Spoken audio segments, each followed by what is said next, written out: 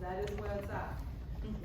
So I was telling everyone here that our own students have been clamoring to reconnect with alumni, lawyers in the community. So thank you to the Cook County Bar Association for emulating and providing what our young people are yearning for, what our current students are asking for. And we're going to commit to have you come back again and again to continue this. I just have a short set of remarks today. It is February 28th, the last day of Black History Month. Although, you know, in my 50th decade, I celebrated every day that I So you can't tell me nothing. It is my pleasure to be here, to welcome you to our law school. The Cook County Bar Association was born in 1914, making it the oldest bar association of African American lawyers in the country. For over 100 years, the CCBA has remained steadfast to its origins by opposing injustice, promoting and protecting the civic and legal rights of African Americans. Founded in 1908 to serve working students like you and like the CCBA, our law school works diligently to make education accessible to those in need, providing scholarship funds to over 90% of the student body. Both of our institutions are laser focused on training and equipping lawyers to dismantle systems of injustice and oppression. We will not tire until the numbers of Black lawyers increase from the current 5% that is nationally to the maximum potential. All of us are working to provide mentorship, stewardship, and guidance to the next generation of Black attorneys. To achieve this goal, we need to continue to collaborate closely with each other and with other organizations that share our common mission. We stand in a deep tradition, y'all. We stand with people who flip the odds, who move mountains, and made the unreal a reality and the unseen seen. So, to the young people in the room, you couldn't be in better company. To my colleagues and the mentors, God, look at that talent and how bright the future is. So we all stand on the shoulders of so many, on the shoulders of Rosa Parks, the Little Rock Nine, Dr. King, Thurgood Marshall, and many other social justice advocates by continuing to work tirelessly to eradicate racial, social, and economic injustice. History has proven that we are more powerful as a united force. Together, we rise, and falling is no choice. Thank you.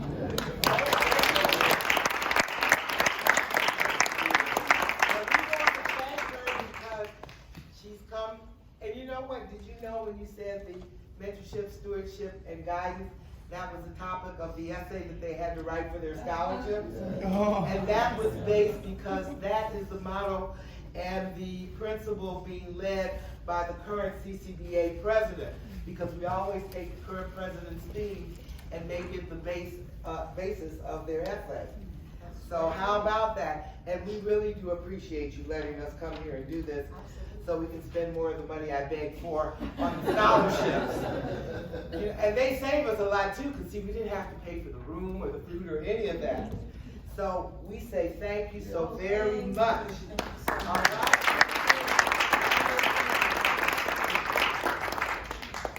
Okay, so now you're going to get to see the lovely talent that we turned around and we found this year. And of course, our first scholarship, and in every session, it will always be, and notice how I don't need this, but those of you who do it here, is in honor of a dear foundation board member, but also very active with the CCBA and the founding of the IJC and the IJCF. But the biggest thing in our past friend and brother, the Honorable Everett A. Braden, was his belief in scholarships. He He started them for the IJCF. He made sure they had to be here for the CCBAF. But every opportunity, his church, his community groups, his fellow Kappas and all of that, anytime he got a plug where he could turn around and say, let's start something off so we can give to the students, he was there. And up to the very end, because one of the last charitable contributions that he made last year was to the CCBAF Scholarship Foundation. I know, because he called me to come down to his house and pick up the money.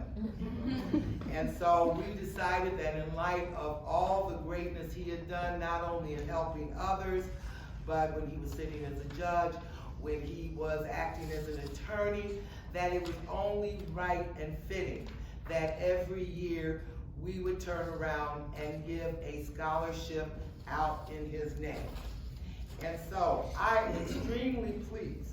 And remember, you get to see, for those of you who I begged money from, what I did with your money.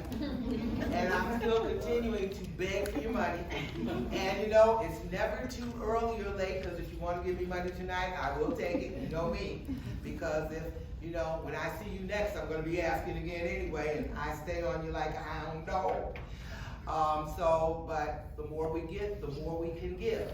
But when you look in here, you will see that our first awardee, in honor of Everett A. Brayton, is a young lady who's getting ready to go out into the world.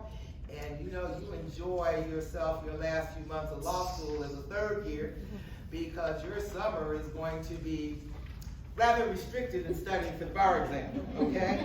Because they had that last week. But we have our wonderful, great, and gorgeous too, because you know what, all these are very beautiful people. I mean, they're pretty and they're handsome. And I'm like, good thing I'm an old bird, because otherwise you men, I might be chasing after, okay? I'll admit, remember, I'm a little bit older, some of the old-fashioned ideas, but I'll admit I do it. But we have our wonderful third-year law student from Northwestern, and in my day it was just Northwestern School of Law, but now it's also got the name of our governor. Northwestern's Pritzker School of Law, the wonderful, the beautiful, the overly talented, and instead of trying to listen to me, because if you notice in here, besides being in the legal world, what I found really interesting, maybe she will sing part of her thank you. Because anybody who can audition for The Voice cannot turn around and be shy to turn around and let us hear a sampling of her wonderful talent. So please, Letitia Curtis, please come on up and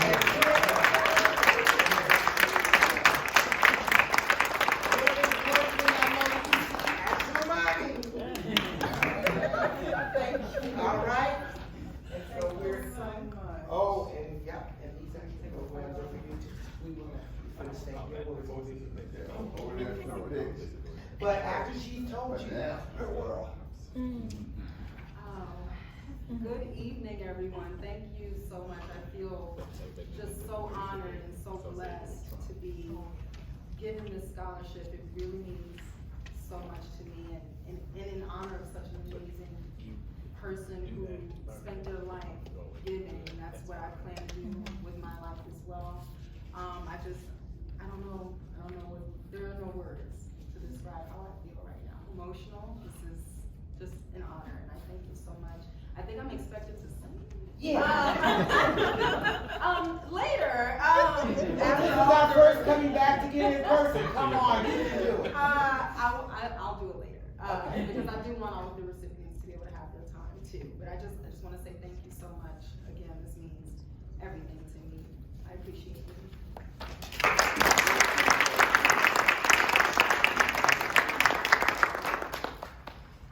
And because Wiley has not arrived yet, although he said he was on his way, maybe he got caught up in traffic, because he's in the Burg. We'll let you go next, since you were left next on the list. Okay.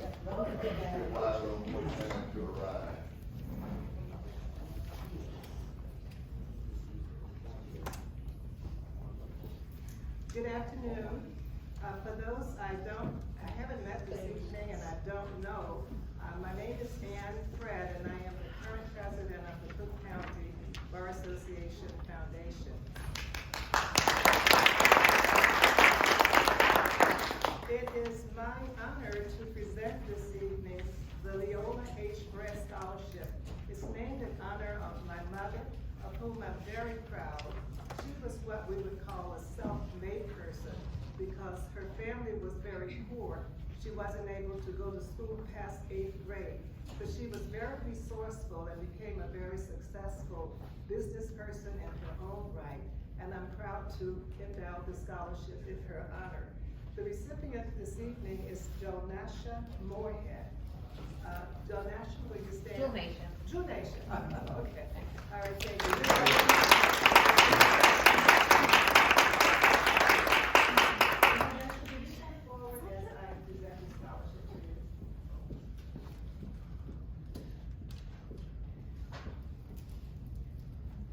Ms. Moorhead is a 2L at Chicago Kent College of Law.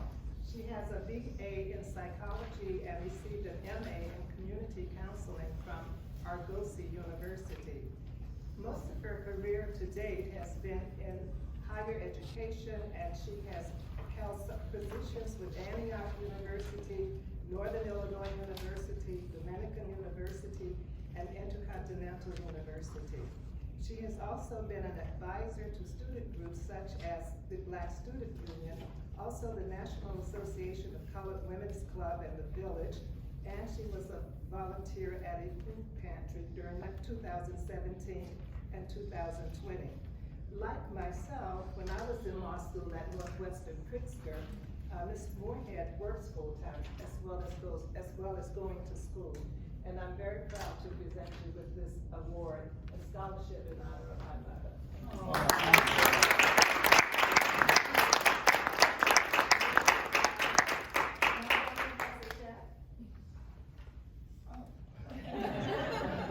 She's so efficient. So this is presented to Junation Moorhead, and along with this certificate, that's being presented to her tonight. Yeah.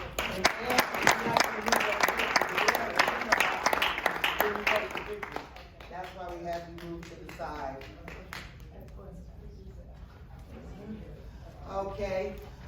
Some of our presenters for the awards have not shown up. I think they've gotten caught in traffic, so that's why you don't see us going in order of those listed, you know, the way it is in your program, all right?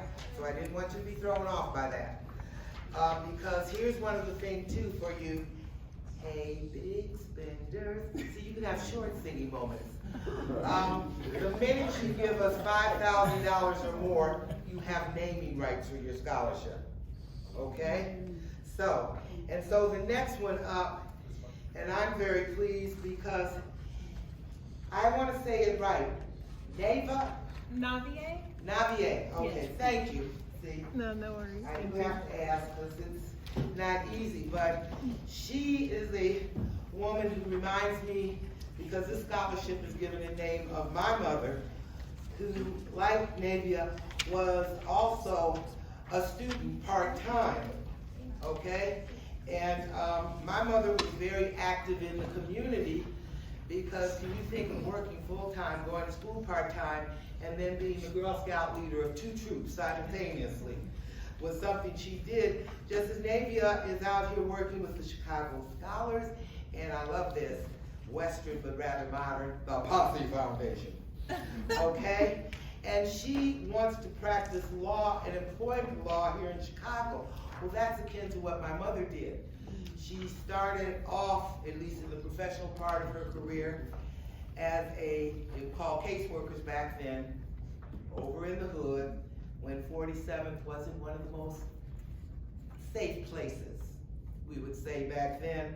And then she moved over into the area, and it's called, if you're not familiar with it, OFCCP. It's a federal government agency that when your company is found to have discriminated, then they are cut off from all of their federal contracts. They've got to pay the back money. And there were many people, because that was my mother's job, and she was good at it. In fact, it resulted in at times some of the equity partners and law firms representing these companies having a bit of an issue after she had finished dealing with them and they had paid big money amounts, had to hire these people back and give them money too. And I got to feel this even more so when I lost my dear mother, because I had to hold a writing party in my house to be able to address all of the condolences, because I had to answer more than 1,000 of them. All those people she had helped over the years as a caseworker and an OFCCP.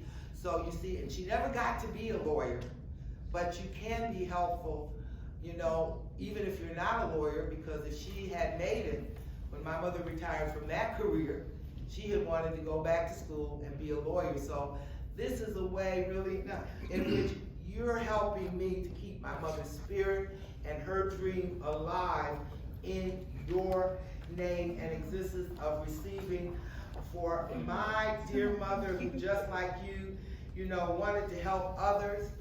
So please come up and receive as my honor the Constance L. Montgomery Scholarship.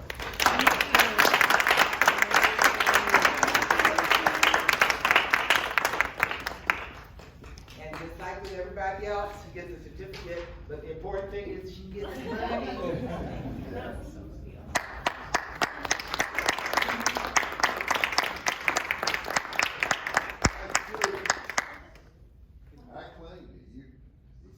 First year contract. Oh, let her speak, but she's gonna speak first. Oh, okay. Yeah. I'm sorry, I'm a bit emotional. That was a very touching speech. I wasn't planning anything. Well, thank you all so much. I really appreciate this scholarship. It's just really great to be in a space among so many excellent people doing so many great things, standing to do so many great things, and it's really hard to work full time and go to school. So just thank you all for this. I really don't have much to say. That was just so touching.